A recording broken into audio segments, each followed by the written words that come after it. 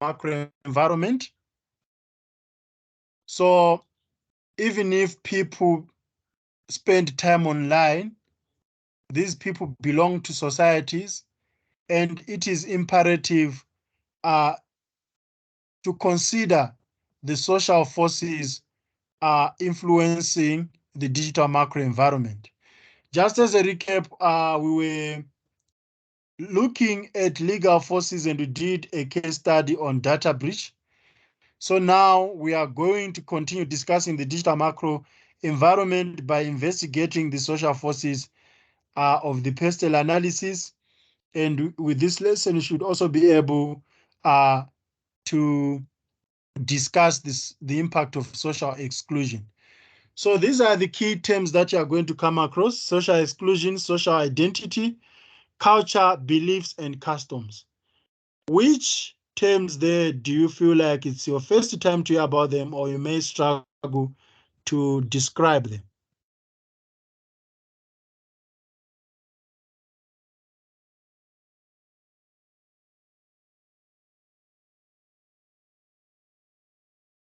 I seem to be familiar with all of them. Okay. Obunolo, and you?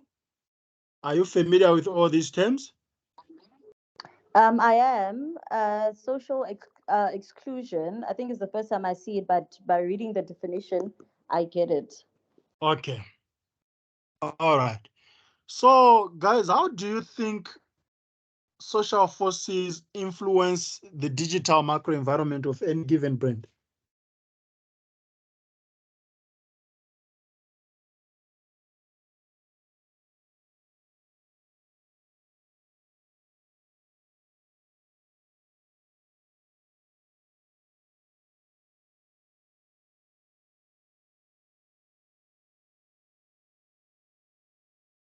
Is it necessary that we unpack social forces, or they are not relevant to this subject?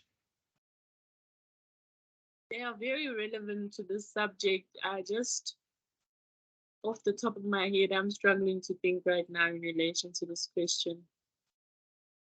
Okay. All right, let's pack it, because what you are going to discuss is going to answer that anyway. All right, what is social exclusion and what is its significance in digital marketing?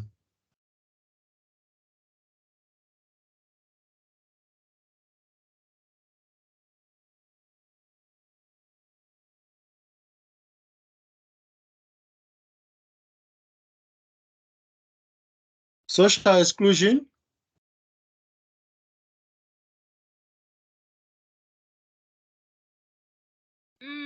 It's where part of society is excluded from facilities available to the rest of society.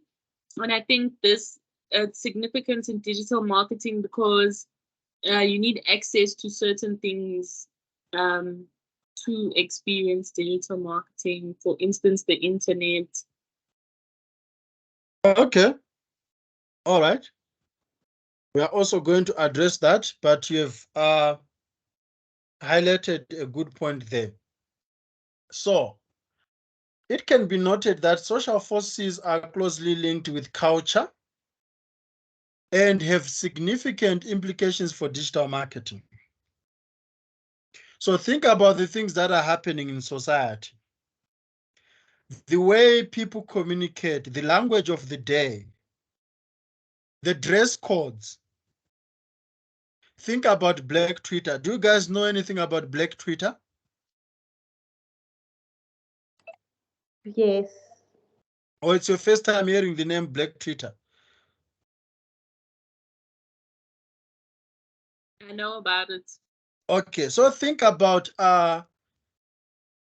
the cultural trends that are happening on digital platforms, the things that are happening on the streets and are migrating to the digital community. So those are social forces. And the key factors which make up these social forces include social communities based on demographic profile. So be it the trend of AMA 2000, the trend of, AMA Vrupa, guys who drive polos. I don't know if you've heard about them. The trend of jazz people, the baby boomers. So these can always have some implications on how people behave online. Then we've got social inclusion. We've got what we call voluntary social exclusion and involuntary social exclusion. So social exclusion is when you are left out of society. You know, it can be something that is beyond your control, such as the digital divide. We are going to talk about that. When people cannot afford to be online.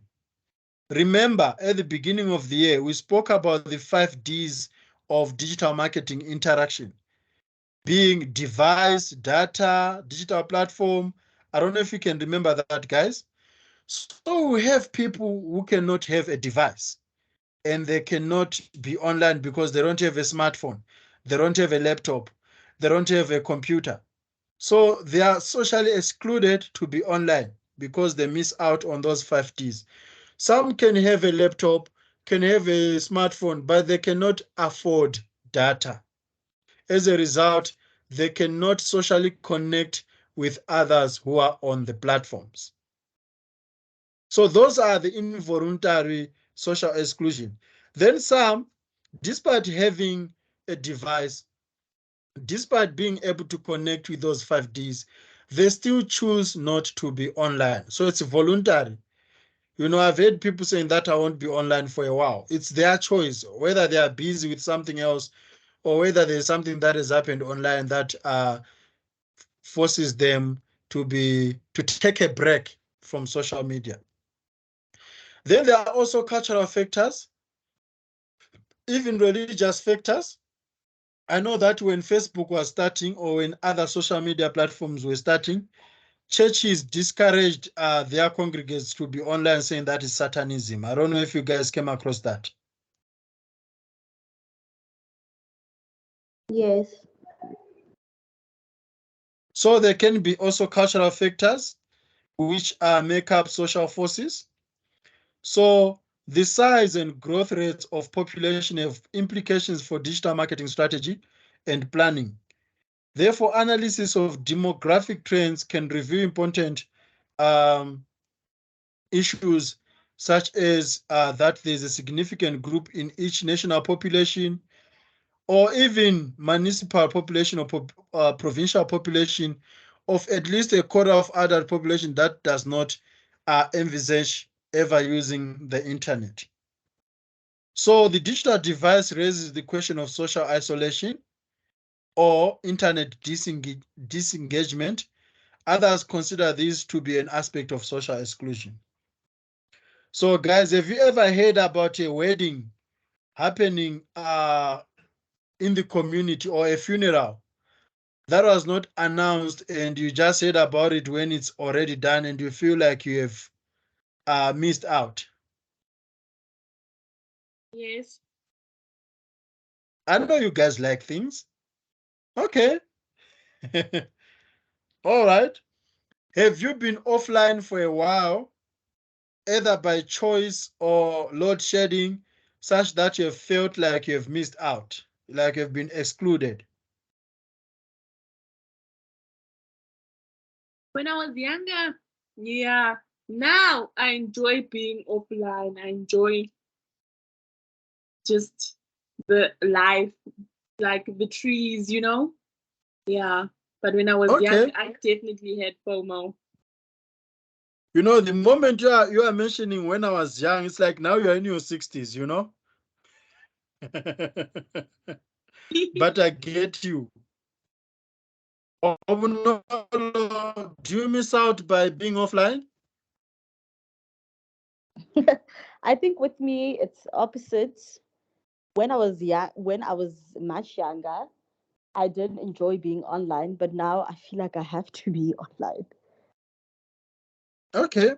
I see some sense of adulthood here. All right. Because I asked some student in the day class, like, if you say that you miss out, what is it that you miss out exactly? Then they laughed. Of course, they'll be missing out on trends and memes.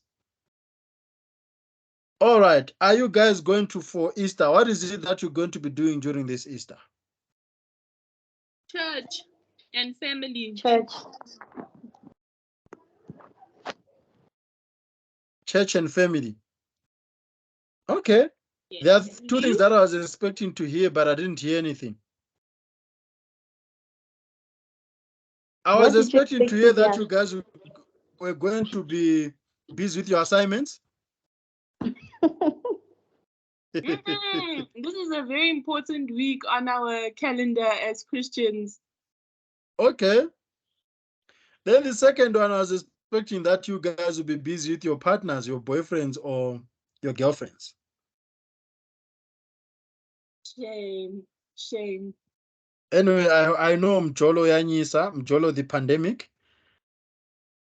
Okay, guys. Obunolo is saying something. I want you to say not this side. Okay, but I know that their partners who are going to do the Jesus. They'll disappear on Friday or on Thursday and come back after Jesus is risen.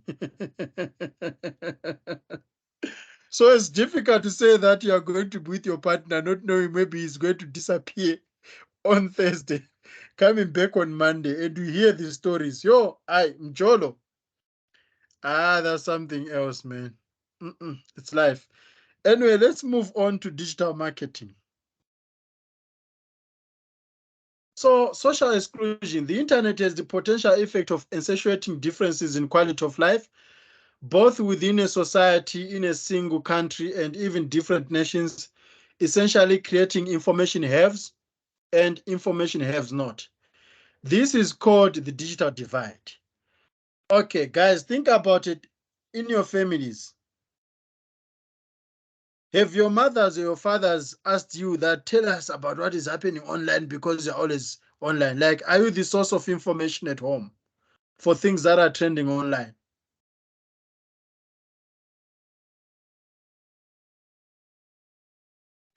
I think I am. Okay. Everybody gets information from me. So would you feel like as a result of that, you are better socially positioned in your family because you provide information? I believe so. Okay, that's true. So that's what this statement is all about. On the other hand, the drive by governments and businesses to migrate to digital channels ignores a significant group of people who are not connected to the internet. And this has implications on digital marketing strategy and planning, especially in developing countries like South Africa, where there's notable digital divide. So whenever you are coming up with a strategy, you need to know the population of people who are online and those who are not. For example, as a digital marketing manager, you can tell yourself that you are going to be targeting AMA 2000, not knowing that this is the same generation that is not working. There's so much unemployment, and actually more than half of them are offline. So if research says that half of them are offline, you need to know that your message that you're going to craft in your digital marketing strategy is going to reach half of the population that you're targeting. I don't know if I'm making any sense, guys. Yes, you are. However, there's been some efforts from many outlets and many companies recognizing and realizing the importance of being online, such that when you go to the doctor's place or when you go to the mall or when you go to the general practitioner, wherever you go, you will find that there is free internet access. Be it at KFC, be it at Nando's, you realize that there is free internet access. So this is the attempt that is being done by many organizations to make sure that people remain connected. Have you guys at some point used free Wi-Fi? All the time. Okay. Mrs. Babe? All the time as well. Yeah, we normally do that. Whenever we're in that space, all of a sudden we just click on Wi-Fi and we realize which ones are free. You know, unfortunately, there are people who leave their hotspot on. Those people. And there's no password on it. Then it become easy food. So then we've got cultural forces. The local language and the culture of a region can dramatically affect the requirements of digital platform users. The types of sites used, media consumption, and the search engines used can also vary dramatically by country. Therefore, it is important for situation analysis to review regional differences. So this is quite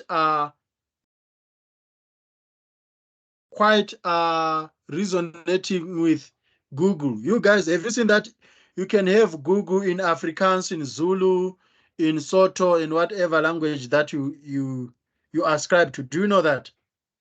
Yes. Mm-hmm. And you know, Google is a search engine.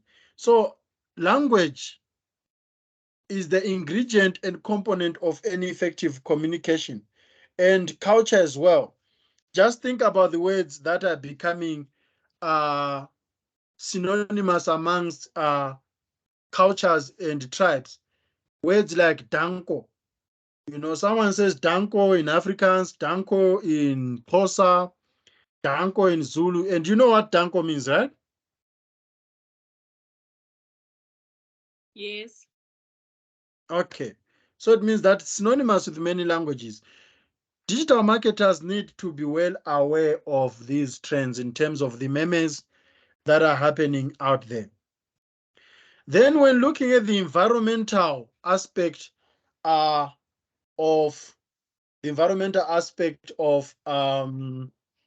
pestle analysis, the future state of the planet is widely held a social concern that is closely related to economic and environmental issues. Green business is an emerging trend that brands are embarking on. Think about introduction of electric vehicles, paper straws, and using recyclable materials. Nowadays, we talk about green energy. So are there any questions, guys, before I conclude? No questions. No. All right, so this lesson is part of a learning exercise to help you develop a greater awareness of digital marketing by identifying how the macro environment affects an organization's digital marketing strategy, planning, implementation, and performance. So you are challenged to consider the legal, moral, ethical constraints of digital marketing by identifying the aspects of each macro environmental forces that are particularly relevant to digital marketing. By now, you should have understood the significance of social forces in the macro environment and investigate the macro environment as part of situation analysis. So let's quickly do a case study analysis as we normally do. So we've unpacked the social forces, the theoretical component of social forces. Now let's do a case study. It's very interesting. I'm sure you guys are going to laugh.